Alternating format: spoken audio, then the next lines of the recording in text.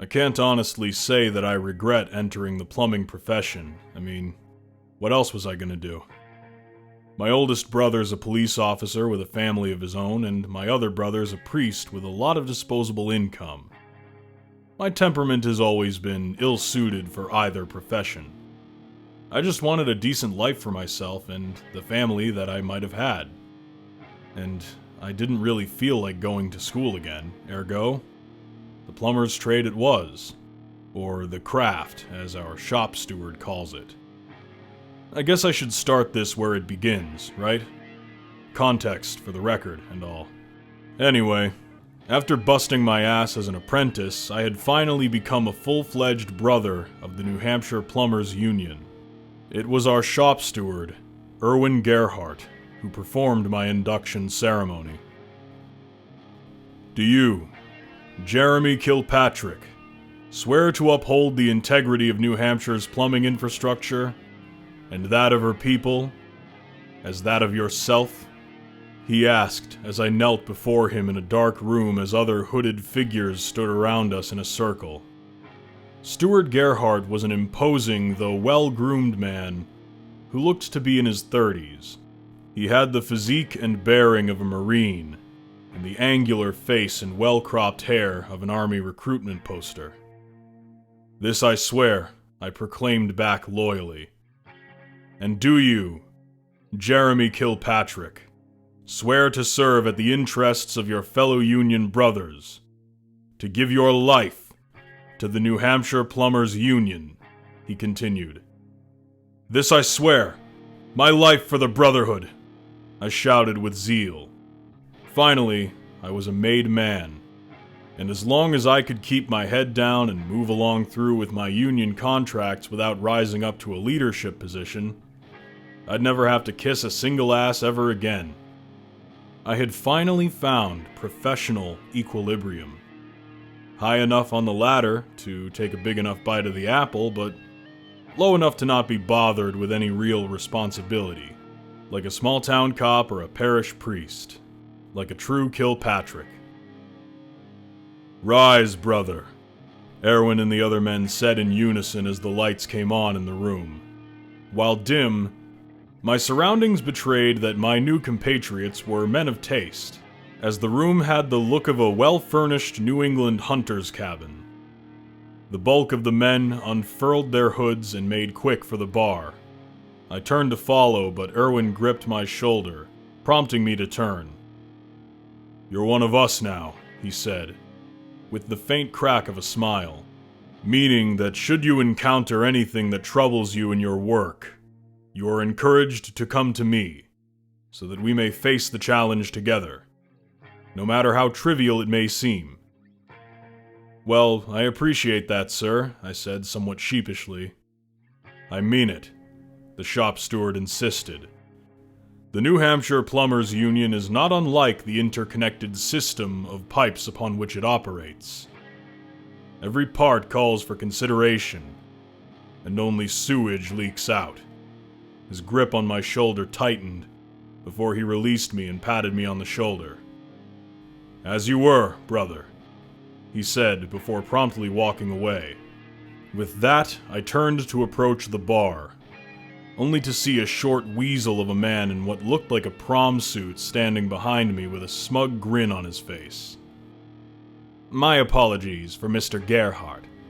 He can be a bit much, but I think his heart is in the right place. He takes good care of his people, from what I've heard, I said, hoping this conversation would die on its own. A comforting notion for a union man such as yourself, but have you considered that Mr. Gerhardt might have other motivations beyond your material interests? The man pried. What's your deal? I asked, tired of this man keeping me prisoner in this conversation, while a celebratory bottle of Glenmorangie with my name on it waited for me at the bar mere paces ahead. Are you some kind of Pinkerton suit trying to poach me from the Union or something? The man laughed in a way that was both snobbish and insecure. No. You must be mistaking me for my cousin who works with Nestle as part of their corporate death squad division. No. I'm Niall Fairbanks, the head of the state's Department of Infrastructure. You see, we've worked quite closely with the union for some time now, but some of these wage and benefit demands they've been making lately have been very vexing on the taxpayer. If the state were to decide to sever its relationship with the union to relieve these burdens, those who started on the ground floor at any private contractor would make a killing, don't you think? I'm not interested in your Gordon Gekko shtick, Mr. Fairbanks. Now, if you'll excuse me, of course. I'm sorry to have wasted your time, Niall said. Just take my card, will you? Just in case you change your mind. Niall produced the card and held it out to me in a single fluid motion. Or, of course, if you ever want to know anything about the infrastructure you're maintaining that Erwin might not be inclined to tell you, just a thought. If I take the card, will you leave me alone? I asked. Sure thing. Pleasure to meet you, Jeremy. I gave him a nod back before finally taking the drink that awaited. I had been well into a few drinks when a third man approached me. Hell of a thing, isn't it? All the pomp and circumstance of it. The man who found himself beside me was of a more portly sort than the two previous, and pretty fucking tanked on top of that. The name's Dot Arbuckle. Much obliged, I said back. You seem like a man who doesn't mind much but what's ahead of him, Dot continued, apparently sizing me up. That's a good instinct, kid. Eyes on the prize and so on. Anyway, I noticed you were talking to Fairbanks earlier.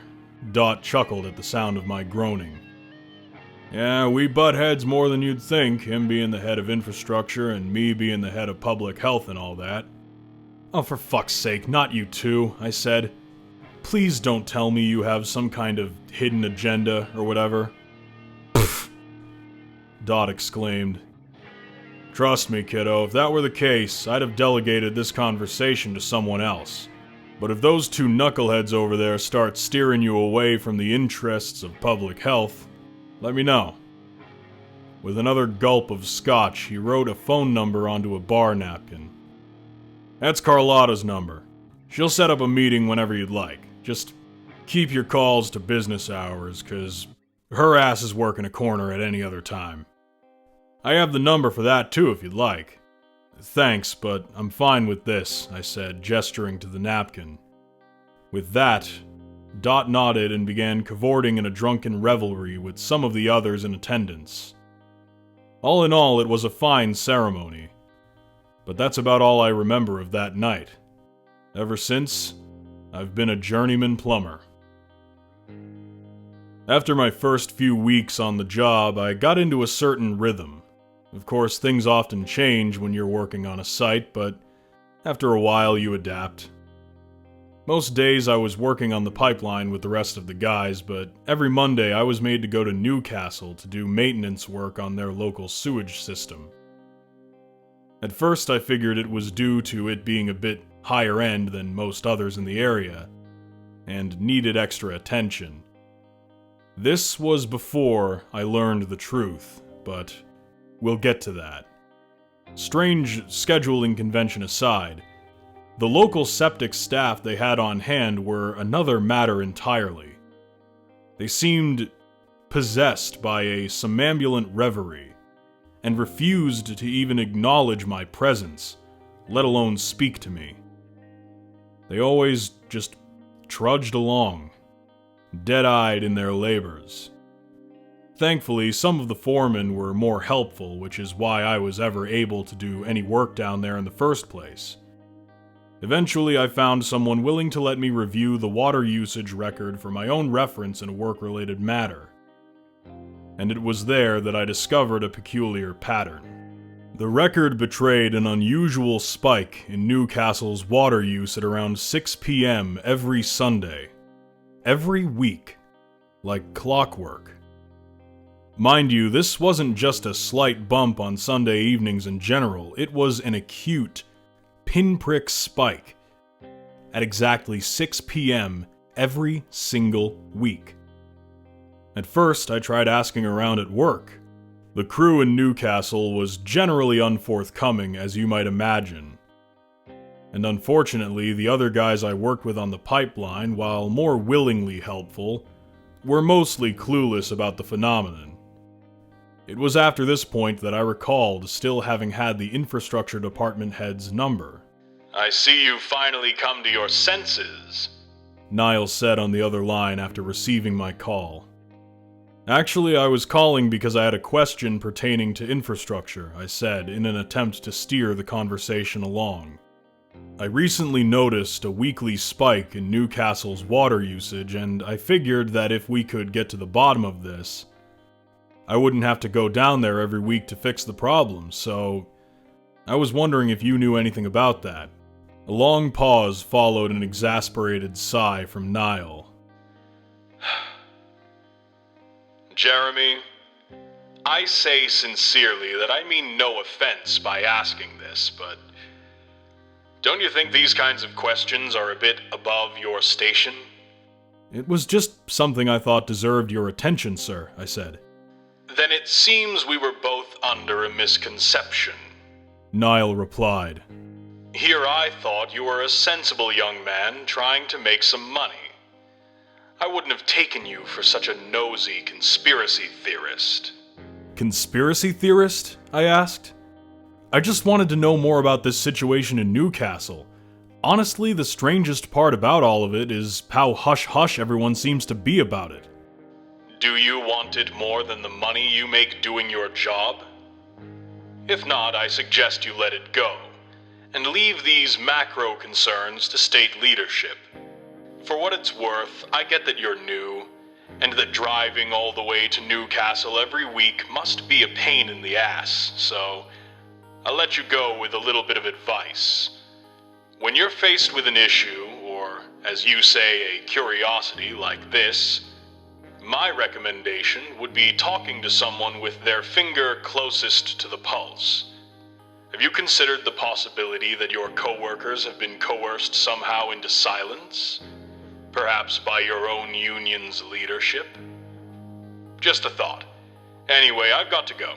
Niall hung up before I could get another word in, but it seemed pretty clear that I had already gotten everything of use I could from our correspondence thus far. The obvious attempt to sow division between me and the rest of the Union notwithstanding, Niall's advice was fairly sound. I had figured going as high up the chain of command as I could would produce a swifter, more satisfying response. I should have taken into account how detached someone in his position might be from the situation. It was then that I recalled what my shop steward had told me at my initiation ceremony. Irwin's office was fairly stripped down compared to the ceremony room in which I had last seen him. Though it was mostly utilitarian, it was clean and well organized. Irwin sat at his desk writing in a journal. "Brother Kilpatrick," he said with a warm smile as he put the journal in a drawer, and gestured to the chair opposite the desk. "Have a seat." He remained silent as I made my way to the chair and sat. "What troubles you?" "Just a curiosity, I guess," I said. "It's just that I've noticed an unusual spike in water usage in Newcastle that occurs at a very specific time every single week. Though, honestly, the strangest part about the whole thing is that everyone else I've talked to seems totally unwilling to even discuss the matter with me." "And you didn't think to come to me regarding this matter first?" he asked, appearing to stifle a slight irritation that may have overtaken him. "Well, it seems more like an infrastructure issue than a union issue. Thankfully, Mr. Fairbanks let me know." "You spoke with Mr. Fairbanks about this?" he asked, his irritation now more readily visible. I know it seems like a bonehead move with how much he tends to butt heads with the union and all, but I figured that if I had the head of infrastructure's number, I'd just get to the bottom of it sooner that way. I wasn't trying to... "It's all right, Brother Kilpatrick," Irwin said, seeming to have calmed down. "It's good that you brought this to my attention. I would like a copy of Newcastle's water usage records if you have them. But in the meantime, I highly recommend that you keep this discovery to yourself from this point until I call upon you again." A short pause punctuated Irwin's proclamation. "Is there anything else?" he asked. "Nope," I said. "Seems like you've got it all figured out. Anyway, I have those records handy, so I'll just leave them here for you."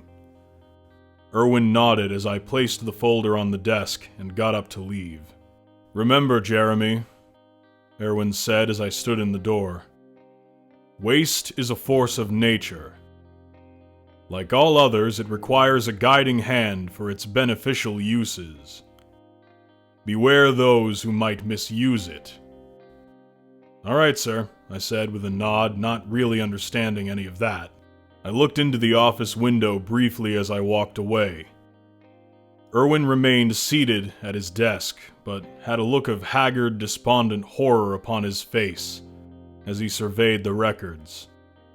He then looked out the window to see me waving, mostly to save face. He gave me a nod, then looked back to the records. After I walked a short distance from the office, I looked back to the window to find the curtains drawn, obscuring my view from my vantage. Things mostly went without incident for the following couple of weeks. I'd go into work, do my job, and keep my mouth shut about what I had noticed. Of course, I was eventually contacted by Dot Arbuckle. "So, I hear you were asking about something going on in Newcastle a little while ago," he said when I picked up the phone. "If you have any questions about that, I'd recommend talking to the shop steward," I said with a dismissal that somewhat echoed that I'd often received from others at the start of all of this. "Is that what Mr. Gerhardt told you to say?" Dot asked. "God, that guy is paranoid, am I right?" "How did you know that I'd been asking, by the way?" I asked. "Oh, Niall mentioned it a little while ago when we were out on the driving range. Seemed pretty pissed that you were asking. I figured the answer to that question would be mighty interesting." "That's something you'd have to take up with Niall then," I said. "Yeah, fair enough," he retorted. "Anyway, it's good to see that there are still young men like yourself who seem to have the dedication our piping systems deserve. But I wouldn't worry about any of this if I were you. These macro concerns are the province of state leadership, you know. Let us worry about that stuff. Make me do my job for once, am I right?" "That's what they keep telling me," I said. "But now that I've got you here, would you mind telling me what you think?" "What I think of what?" he asked back. "The situation in Newcastle. The water usage on Sunday nights. I mean, you're the head of public health. What do you think this to be an indication of?" "Honestly, I think it's just football season." "Football season?" I asked. "Think about it. All that water usage on Sunday evenings. Picture a whole town huddled around their TV screens with platters of hot wings and fridges stocked with carbonated beer. That's just a recipe for diarrhea if you'd ask me.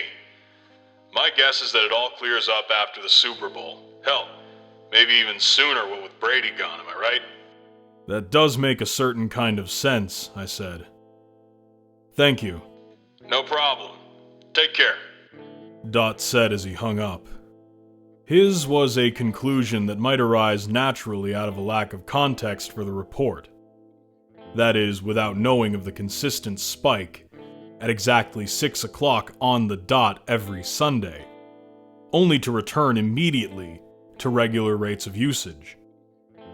I had grown sick of being stonewalled at every turn concerning this, and so I decided to do a little bit of my own investigating. After a fairly slow week of work, I decided to take on some freelance jobs for the people of Newcastle for the weekend, so that I could pick their brains for answers.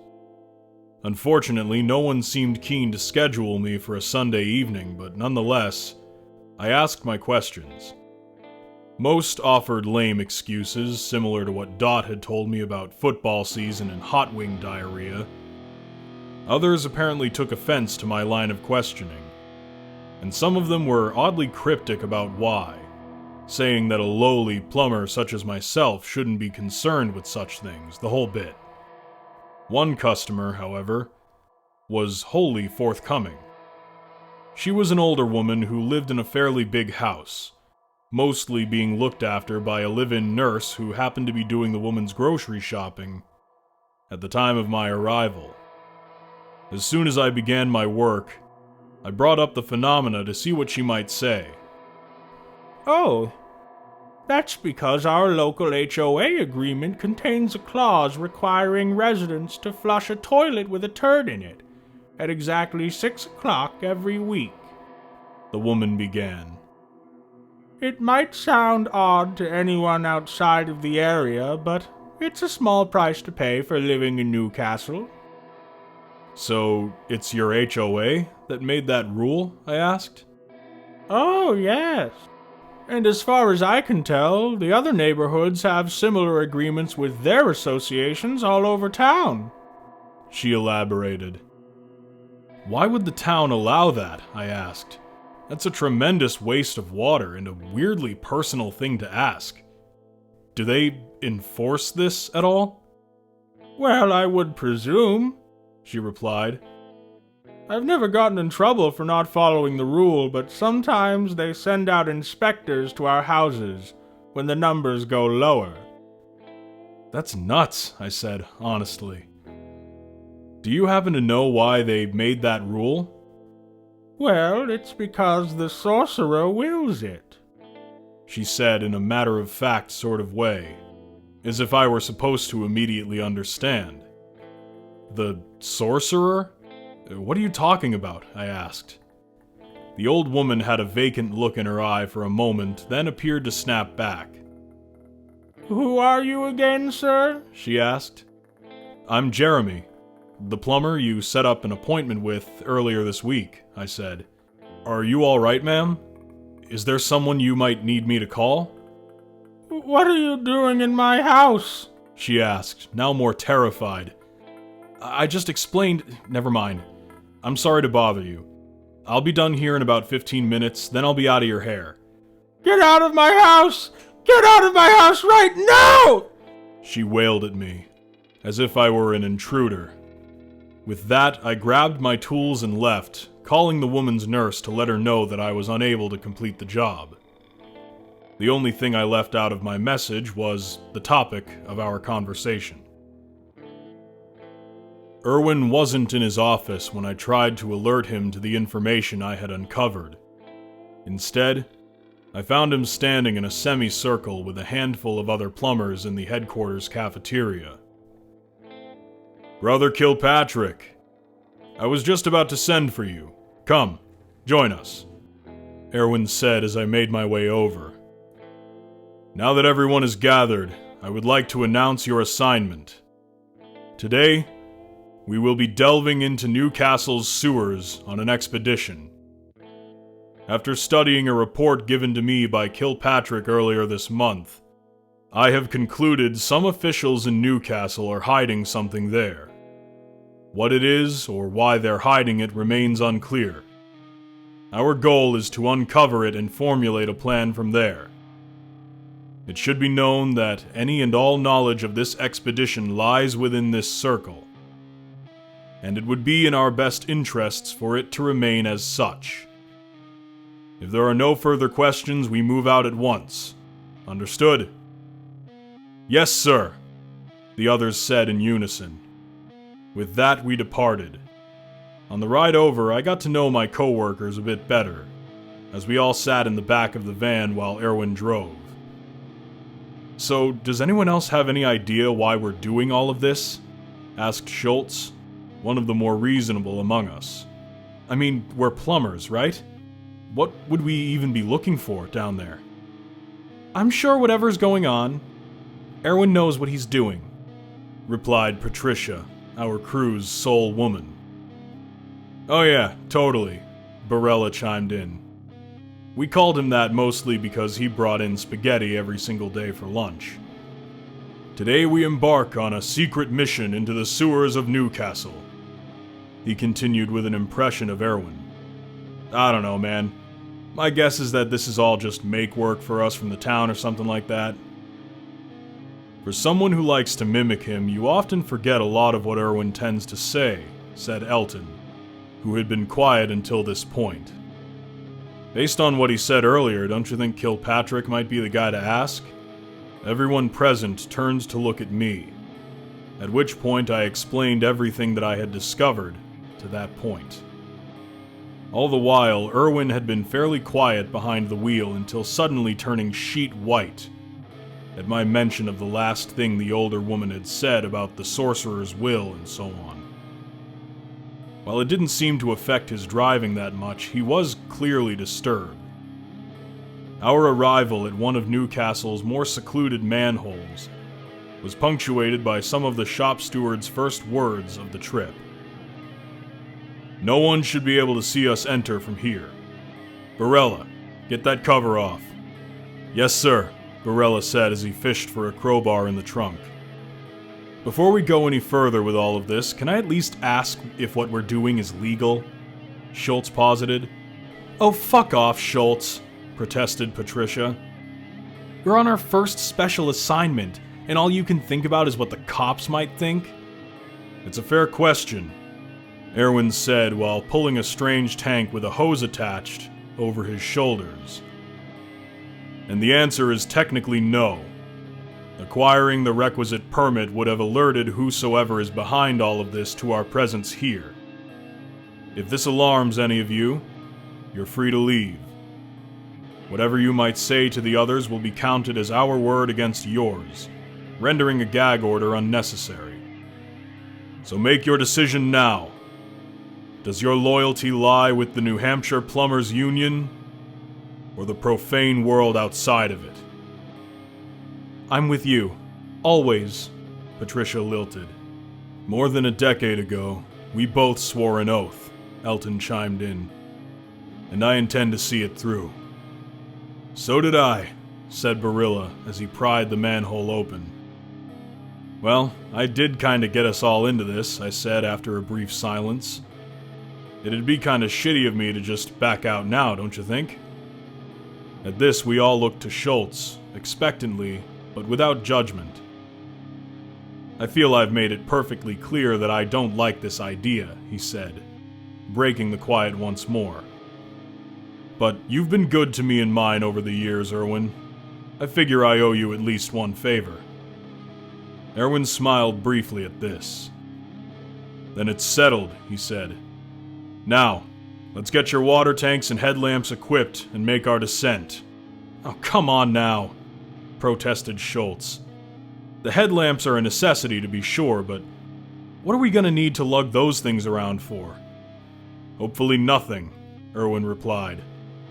Nonetheless, a prepared plumber is a living one, so suit up. Yes, sir, said Schultz as he accoutred himself with the heavy tank like the rest of us. Once we made it into the sewer, we turned on our headlamps, all of them at once illuminating a path far ahead as if daylight itself had graced it. Everyone behind me, Erwin said, taking trepid steps forward, leaving the rest of us curious as to what he might actually be afraid of. After a few minutes, the pace of our expedition quickened, and after a while longer than that, we managed to stumble upon a hunched-over, disheveled man donned in a purplish maroon-colored robe. When we got closer, I began to notice that the man was repeating something to himself.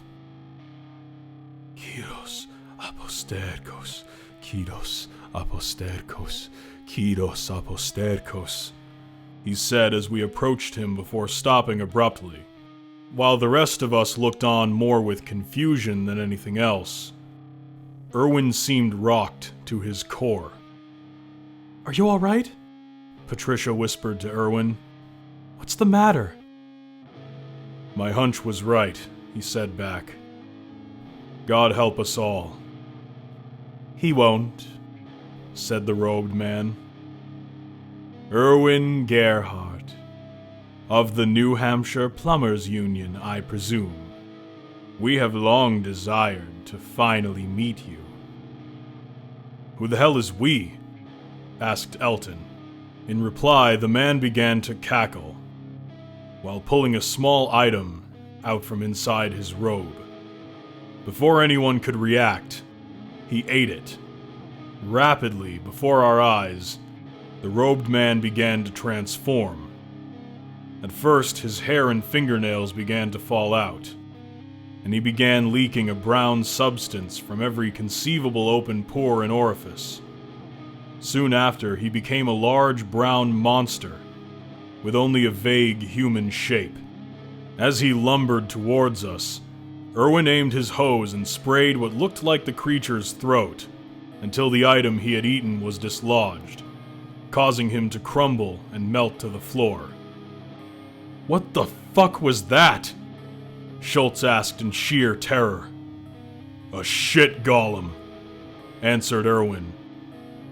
"A servant of a wicked master." As the group continued to converse, I walked over to the dislodged item and examined it. Upon closer inspection, I noticed it to be a small painted wooden statue of a wizard, something like that, with a robe and pointed hat the same color as the man who had accosted us prior. Only the robe on the figure appeared to have brown blotches painted upon it, in contrast with the maroon base. "Don't touch that!" Erwin shouted before I could pick it up. "Not unless you want to become more like our departed friend over there." I did as I was told and backed away. "We got what we needed. Let's head back to headquarters and..." Erwin was unable to complete the thought, interrupted by a barrage of laughter with an unknowable source. In the tunnel ahead, we saw what appeared to be at least a dozen more of these creatures, lumbering and undulating in our direction. "When you fire, aim for their throats!" Erwin commanded. "That's where their life essence is stored."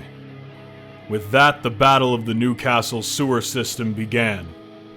Erwin and Elton fired expertly, immediately slaying several of the advancing shit golems, as if they've done this a number of times. Patricia and Barilla, although clearly as new to all of this as Schultz and I, also pulled their weight pretty well, though seemed to be using a lot more of their water than either Elton or Erwin.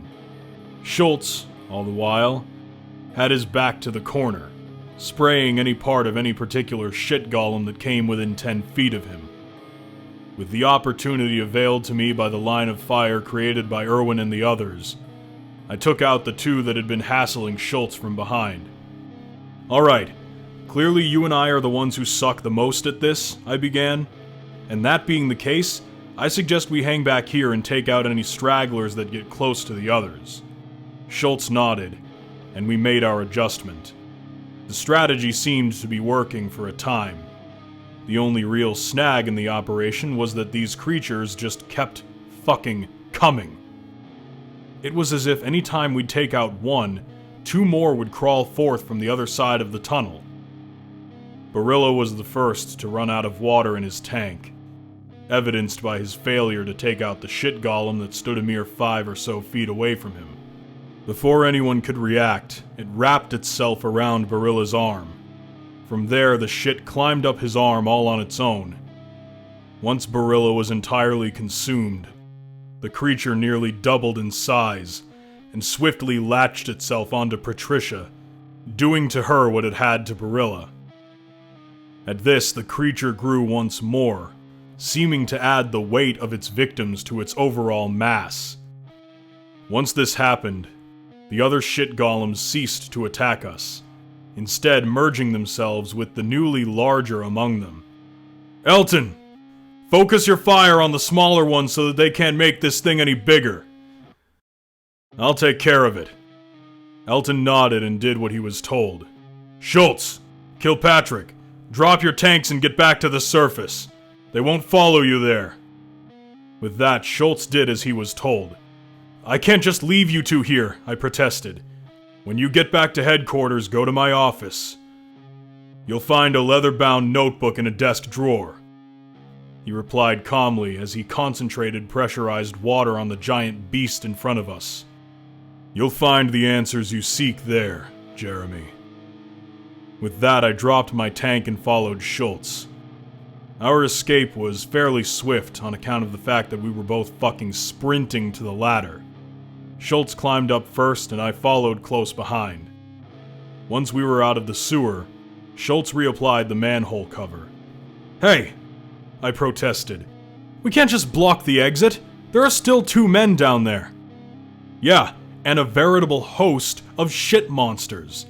Irwin said they wouldn't follow us to the surface, probably because whoever is behind this doesn't want those things crawling around in broad daylight just to kill us." "And you trust that crazy son of a bitch? He fucking knew it was down there, we all saw it. He just sent us all to our deaths to satisfy his own fucking curiosity. Are you forgetting the part where he basically gave his life so that we could escape? Yeah, all the more reason to plug the fucking hole up. He and Elton are probably already dead, right?" "Whatever you say, man. But right now, we need to get back to headquarters and find that journal." "No!" Schultz interrupted. "Right now, I need to get the fuck home and reconsider my career path. I didn't think being a plumber would involve dealing with fucking deadly shit monsters. I didn't sign up for that." "Fair enough, I suppose," I said. "But when someone gives his life for mine, I owe him at least a couple of favors. Also, I'm taking the van. It's Union property." "Yeah, that's fair enough, I suppose," he said. "For what it's worth, I wish you the best of luck in all of this. Those were good people we lost down there on your hunch. I hope it's all worth it." I gave him a quick nod and departed for the headquarters. Once there, I made my way to Irwin's office and fished the journal out of his desk, as well as the envelope that accompanied it. First, I read the contents of the envelope, which were thus: "To whom this may concern, I apologize for not informing you of the truth of our profession prior to the events of today. It is a closely guarded secret, held only by those for whom my trust is unconditional. The contents of this journal will contain that truth, and it will be your burden to carry. If the recipient of this letter happens to be Elton, I hereby pass my duties as shop steward on to you. You'll know what to do from here. If said recipient happens to be anyone else, your orders are to read this account front to cover and go from there. Additionally, you must show this journal to no one, and speak of it in addition to the day's expedition to the same.